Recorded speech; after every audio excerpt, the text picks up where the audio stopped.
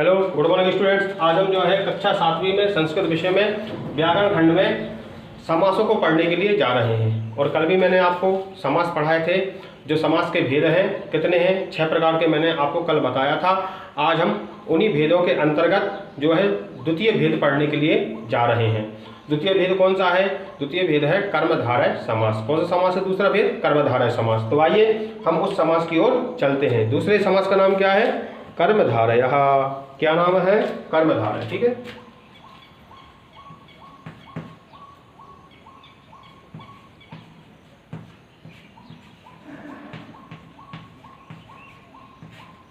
कर्मधारय। कर्मधारय का मतलब क्या होता है? इस समास की परिभाषा क्या है? इस समास को कहते हैं कि जहां पर पहला पद विशेषण हो और दूसरा पद विशेष्य हो, वहां पर कर्मधारय समास होता है। यत्र प्रथम पदम विशेषणम भवति तत्र द्वितीय पदम विशेष्यम भवति तत्र कर्मधारय समासः भवति। यत्र प्रथमम पदम विशेषणम भवति द्वितीय पदम विशेष्यम भवति तत्र कर्मधारय समासः भवति। अत्र विलोकयतु। प्रथमम उदाहरणम कः उदाहरणम अत्र विलोकयतु। नीलकमलम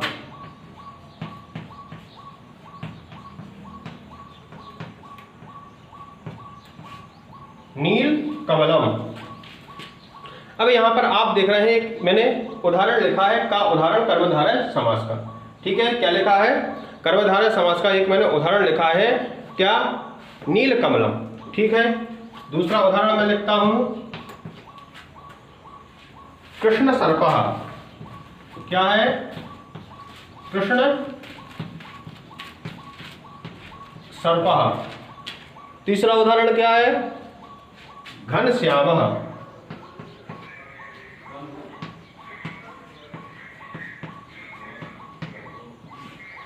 ये 3 उदाहरण मैंने यहां पर लिखे हैं। किसके? कर्मधारय समास के। ठीक है, कर्मधारय समास के मैंने 3 उदाहरण यहां पे लिखे हैं। पहला है नीलकमलम। क्या है पहला? नीलकमलम। दूसरा है कृष्ण सर्पा और तीसरा है घनश्याम। तो आप यहां पर देख सकते हैं, मैंने आपको परिभाषा क्या बताई थी? जहां पर पहला पद विशेषण होता है, दूसरा पद विशेष होता है, वहां पर कर्मधारय समास होता है। तो यहां पर जो पहला पद है यह विशेषण है।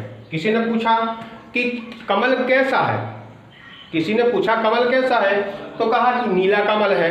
तो जो नीला है यह हो गया इसका विशेषण और कमल हो गया विशेष, इसलिए यहां पर कर्मधारय समास हो गया।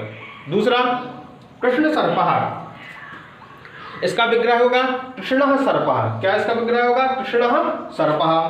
तो इसलिए कृष्ण का मतलब क्या होता है? काला।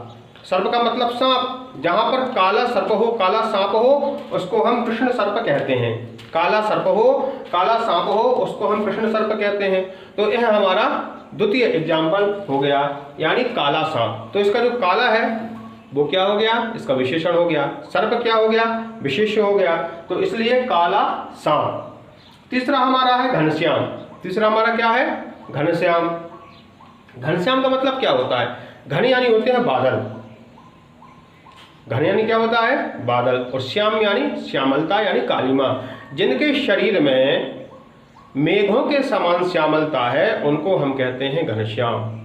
तो घन, घन क्या हो गए? घन यानी मेघ, ये हो गए विशेष। और श्याम जो श्यामलता है वो हो गया विशेष। पहला हो गया विशेषण, दूसरा हो गया विशेष, तो यहां पर हो गया घनश्याम। घन इव श्यामः यानी बादलों के समान। तो घन इव, तो यहां पर इव लग गया। इव यानी तरह, घन की तरह यानी बादलों की तरह जिनके शरीर में श्यामलता है। कौन है? भगवान श्री कृष्ण है। तो इसलिए घन के समान यानी बादलों के समान। तो ये हमारा पद क्या हो गया? ये हो गया विशेषण और दूसरा हो गया विशेष। तो ये हो गया घनश्याम। ठीक है, तो ये हमारा कर्मधारय समास हो गया। अब हम चलते हैं द्विगु समास की ओर। कौन सा? द्विगु समास।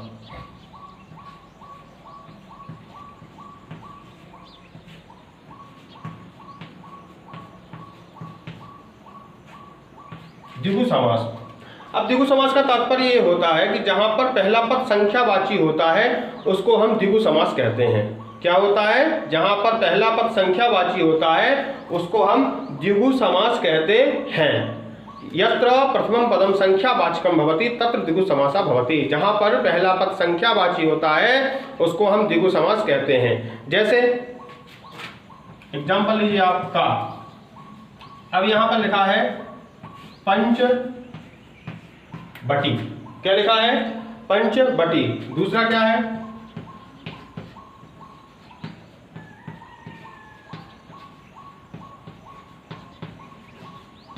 अष्टाध्यायी। ठीक है, पंचवटी। अब आप यहां पर देख रहे हैं पंच यानी 5, क्या, पंच यानी 5, यहां पर जो 5 शब्द है। ठीक है, दूसरा क्या है, अष्ट। दूसरा क्या है, अष्ट। तो यहां पर आप देख रहे हैं पहले 5 है उसके बाद में 8 है, तो यहां पर द्विगु समास होगा। अब आप इसका विग्रह करना पड़ेगा, आपको क्या करना पड़ेगा, इसका विग्रह होगा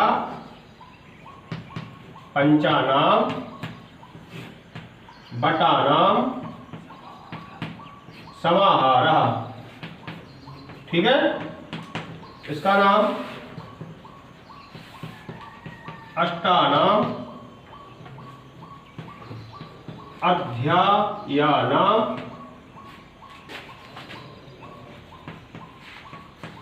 समाहारः।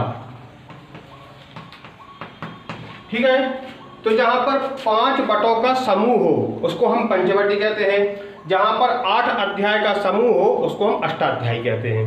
ठीक है, उसके बाद में आप और कई सारे शब्द देख सकते हैं, जैसे पंचपात्रम। पंचपात्र बोलते हैं, यानी 5 पात्र होना चाहिए।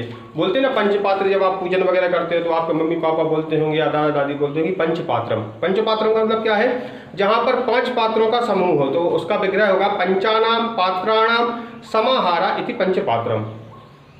ठीक है, तो मेरे कहने का तात्पर्य है द्विगु समास किसको कहते हैं। द्विगु समास का भाव यही है कि जहां पर पहला पद संख्यावाची होता है उसको हम जो है द्विगु समास कहते हैं। क्या है, जहां पर पहला पद संख्यावाची होता है उसको हम द्विगु समास कहते हैं, और इसका आपको विग्रह भी सीखना है। तो इसी के साथ जो है आज मैंने 2 समास आपके करा दिए हैं। अब मुझे आशा है कि आप लोग घर पर जाकर के इसका अध्ययन करेंगे।